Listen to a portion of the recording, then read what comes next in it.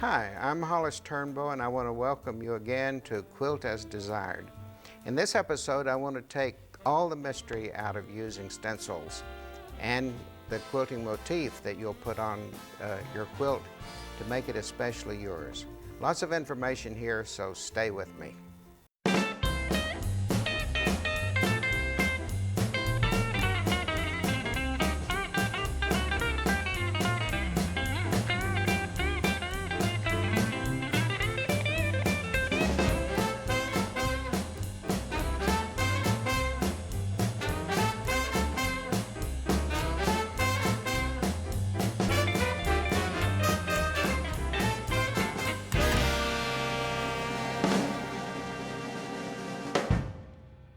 Welcome. I'm Hollis Turnbow discussing quilting design. As I've previously said, it's always interesting and we get a little chuckle about reading books about quilt making and patterns. They give very specific instructions about how to construct the piece, either patchwork, applique, or whatever the method might be. But then you read fully to the back page of the book and you see those three words, quilt as desired. And no instructions are there, and that's what I want to do, is to give you inspiration, ideas, and sources about achieving those three words, quilt as desired. I'm glad you're here. Let's begin taking that step downward into the ultimate goal is finishing the quilt. Because as you know, a quilt is not a quilt until it's finished and quilted and bound. I want to talk about inspiration next, because I do recommend that while you're doing the patchwork, the applique, or whatever the method might be, that back in your head you're still thinking about, or you're thinking about, how will it indeed be quilted? Because that may control how you piece, how you press your seams. For instance, if you're going to quilt in the ditch, you need to press seams so that you'll have a ditch to quilt in. So that's what I want to talk about, is where's the inspiration at this point, and then the next step will be the actual sources that we might get into it. Inspiration can come from any place, and this is not the actual quilting design or marking that you'll actually put on, but it's at least a general idea of what you might do. I have here on the table some sources, some old stencils, and if you're fortunate to be able to find in an antique shop someone who has a box of quilt making supplies out of their closet, they're always treasures to find. Here's some old ones that were handmade, because stencils, which is really our ultimate goal in talking here and marking our quilt, were not created until sometime in the 1900s. And they started with a man in Michigan who worked for a shoemaking company. And they modified the machine that cut the holes in men's wingtip shoes so that it would go faster. And they used that to cut the slits into the stencils. These, however, are homemade, made at home.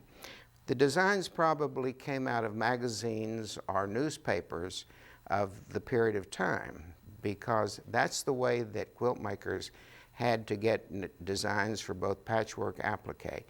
So in all of the magazines, especially those that related to farm life, you would find patterns each month and then the stencil design. But then you had to do something to get them in a form in which you could put the design onto the actual quilt. So here's some examples of that one. Just simply holes cut out. And I want to say at this point, the difference in template, which is often confused with stencils, and stencils, is that a stencil will be cut out like this into slots or holes in which you can mark through. Here, however, is a template, which is a solid piece, solid design, in which you could mark around it.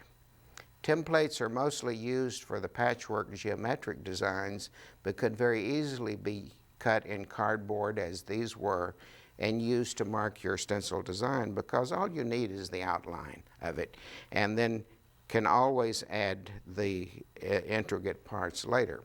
So here's some examples of stencils that were made at home.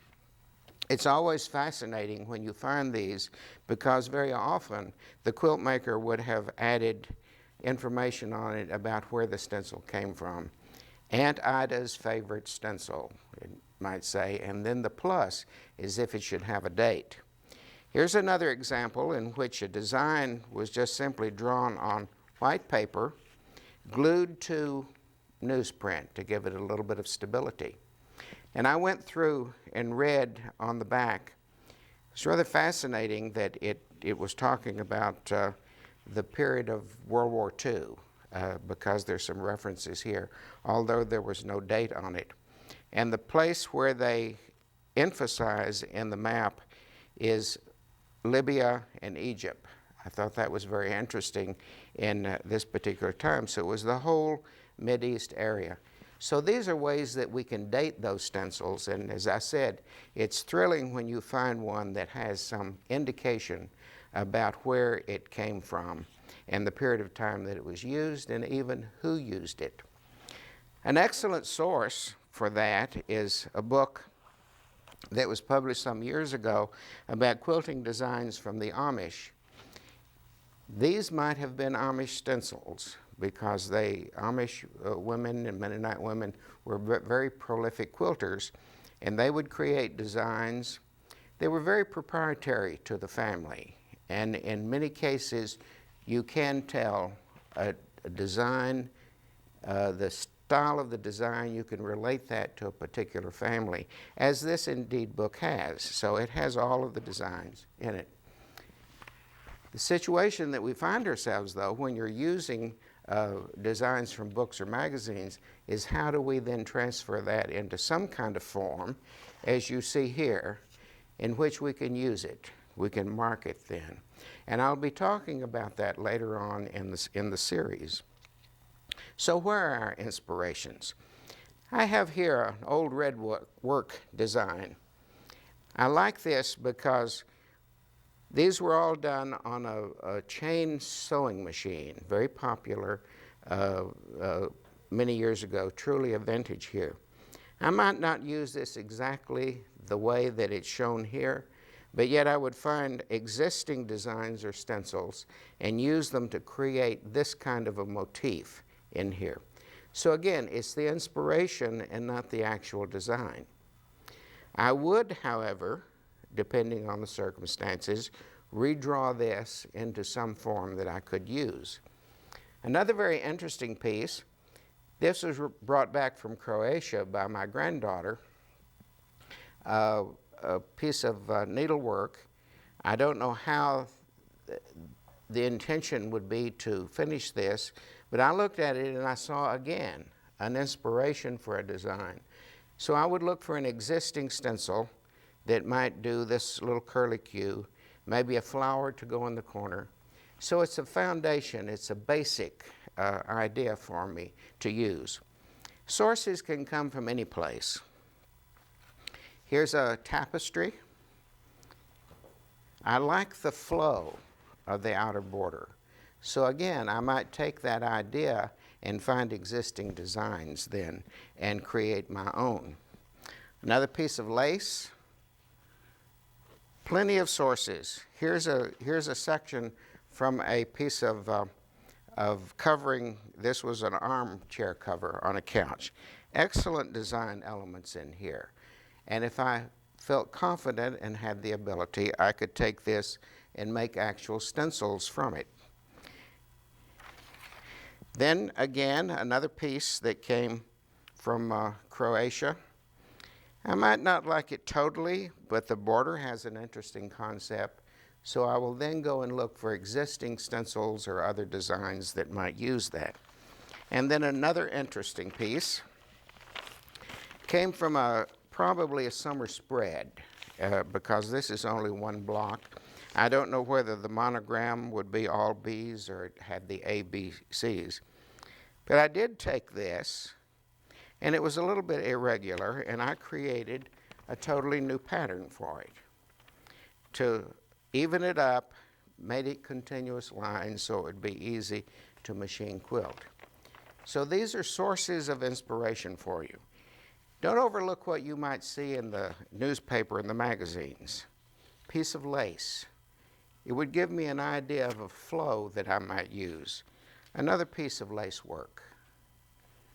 I picked up the newspaper one day, and here is an article about the Academy Award, and I was struck by this particular design here.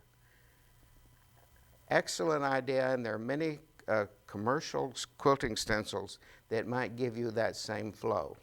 So while you're looking at these, finding these designs, that might give you an idea then how ultimately you might do the actual quilting on the piece. Another source that you might use is take an existing design, as we have here. This was a stencil that I created, but yet I needed a larger piece. So I took and drew this down, took it to my copy machine, enlarged it until it was the size that I needed.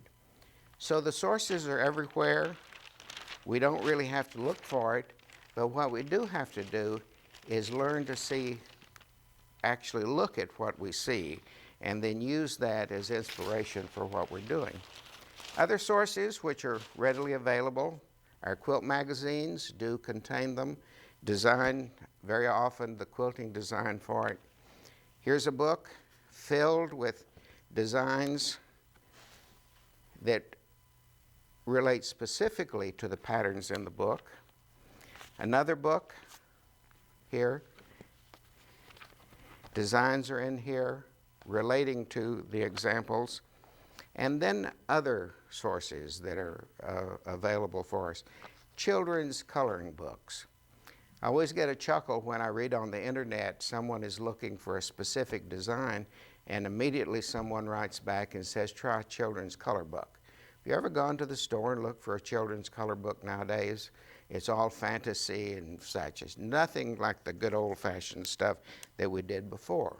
But again, a very excellent source of information that we might have there.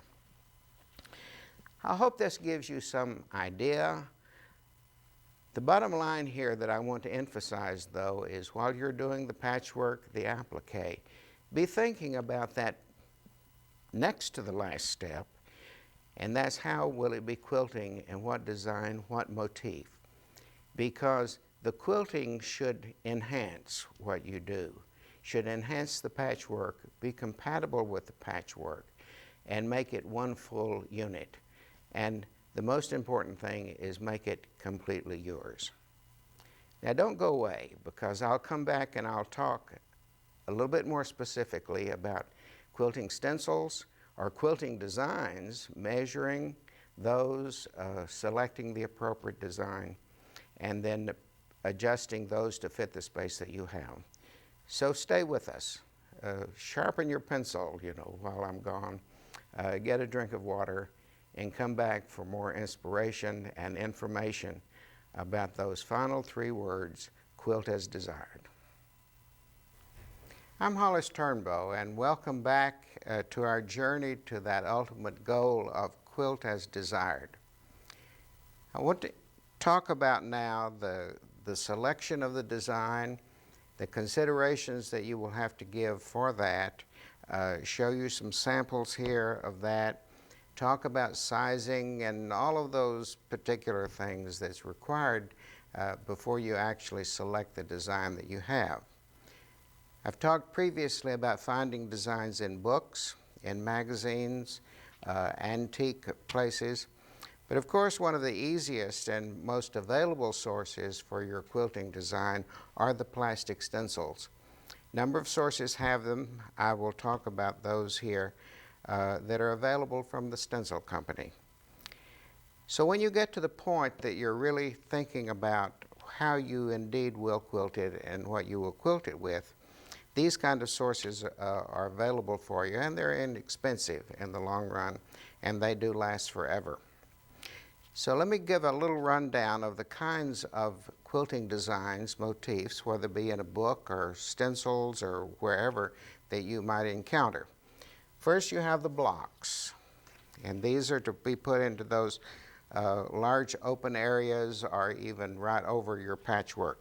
And they come in a lot of configuration and designs. Here's just simply a block. The number on the right indicates that this is an 11-inch block. 11-inch block would fit a 12-inch design, and I will talk about that a little bit later on. Here's a corner design, still in a block. Another corner design. They give you 3 options on the same stencil. They come in small sizes and, of course, large sizes, as I showed you here with the 11-inch block. And then also in very specific subject matter. Here's a quinze element. Here's just a plain flower. Religious designs that you have available for your use.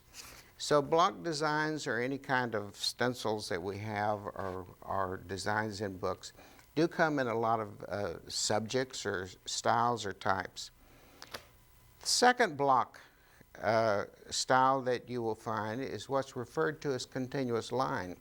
And these are specifically created for machine quilting. But don't overlook the fact that it's easy to hand quilt this, because what happens is you start at one point and you go all the way around and you end at that point.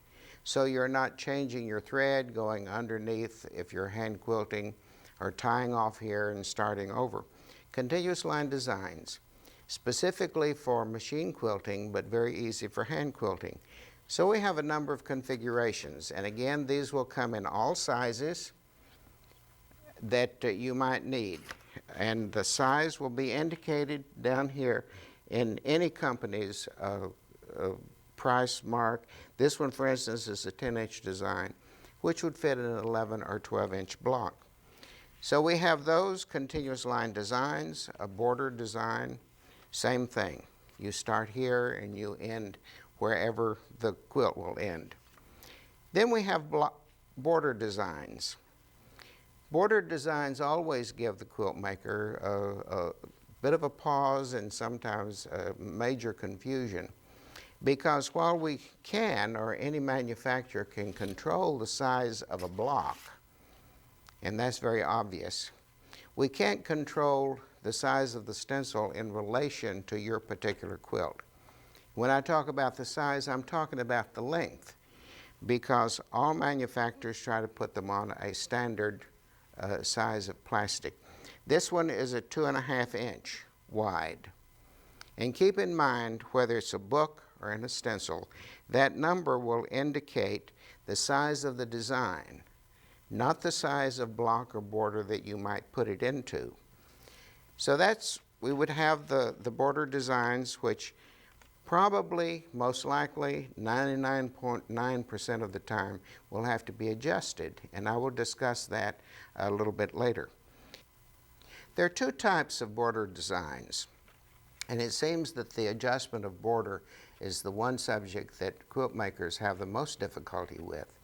In fact, the other day I wrote on one of the internet sites and made a posting that I was coming here and was going to be talking about stencil designs or quilting motifs, and did anyone have any questions? And overwhelmingly, the question that came back is, how do I adjust my border designs? And I will talk about that a little bit later on and give you some exact examples about how I did that and my recommendation for doing it. But the first consideration that you might do is that when you're selecting a border design, is it going to be directional or non-directional? And what I mean by directional, that means that the design can go either way. It can go forward or backward, as these designs would here.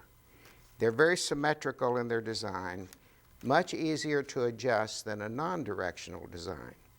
Now, non-directional means that it only goes in one way. And the meaning of that is that you would start at the corner, mark down, corner here, mark down, but at some point you need to change the direction of that. And again, I will talk about that a little bit later on.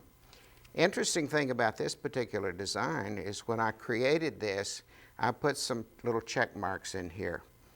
And that indicated that if you needed to shorten or lengthen it, you could lengthen it at those points because both of these feathers here are exactly the same. So it would not change the integrity of this design if you added another feather or you took one out. So you need to think about that, because if you do buy a directional stencil and get home, then you may be very frustrated. One interesting thing is this is a nice looking stencil, and on first look we might think that it was a non-directional stencil, but it isn't. And over the years I've seen this the most misused border design ever, because there is confusion. There still needs to be a point in which you switch the direction, because it all flows in one. And what I will see is a quilt in which these two corners match and these two corners match, but all four don't. So give that some consideration, because it'll be a lot easier in the long run for you to make whatever adjustment needs to be made. Then there are designs that pertain to specific types of quilt making. These were created for double wedding rings quilts. So make it easy, because they're scaled to the particular size and they're configured so it would be a particular fit in a particular space. Now, if you have a motif that you can't find a stencil for or a book for, don't overlook the craft store and the painting stencils, because all you need in most cases is just the outline of it. So here's another source, and especially valuable if you're doing children's or young people's designs. You can get your sports designs at that.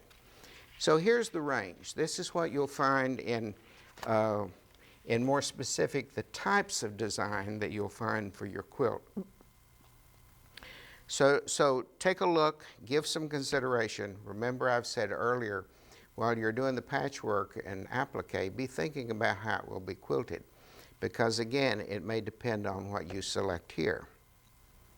Now, the question always comes up is, if my motif, my design that I've chosen does not fit the space, what do I do? So I want to give you an idea of what you need to think about initially. On blocks, consider leaving about 1/4 to 1/2 inch from the design to your seam.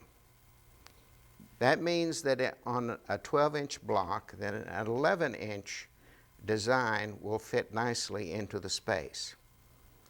Another consideration is the design ideally should fit the space without crowding and without giving a lot of extra space around.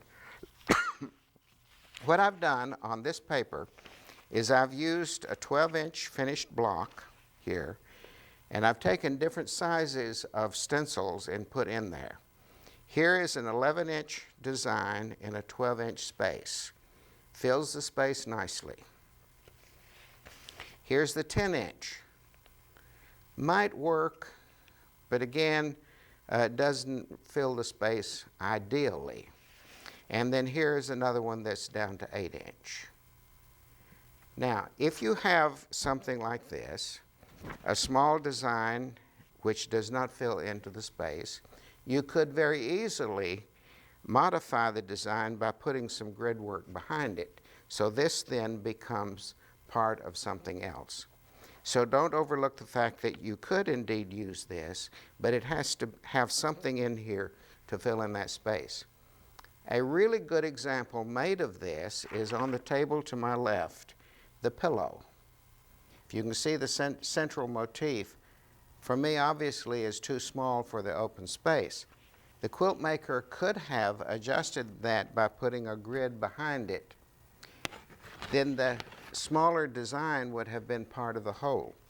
Here's another example that I did using the same concept, a small design used in the corner with a grid behind it. Now, while these may have been too small for my space, by adding the grid makes it all part of the else. So think about adding groups of stencils together. Another good example of selection, here's an antique or vintage design, actually came from a vintage quilt. Look at all of these spaces in here. Your quilts have a number of sizes. all over it, and you may need just a small one. But it's interesting because what we need to do is to think a little bit beyond what's the obvious. I could use this in a small triangular. I've actually created this and added 2 of the leaves out. So think about what you can do with the existing design to get as much mileage out of it as you can. I have an example here of a small quilt which I made using existing stencils, which gives a good example of some of the concepts that I've been talking about. In most cases, for me, and the guidelines I've given, they don't necessarily fit the space. This one is a little bit too narrow. But yet, based on the proportions here, this was the only size stencil that I had. If I increased it in width, then I would be in trouble. You know, it'd be either too wide or I would have to make my own. This might have a little bit too much space here. Some of these do better. The center one, certainly, it fills the space much better. When selecting the quilting designs or the motifs, think about this. The quilting should fill the space without crowding, and it should have a uniformity all over, because the quilting is a very integral part of the finished quilt. I hope you've gotten some ideas and certainly inspiration from what we've talked about, motifs and designs that are available. I'm Hollis Turnbow, and again, thank you for watching.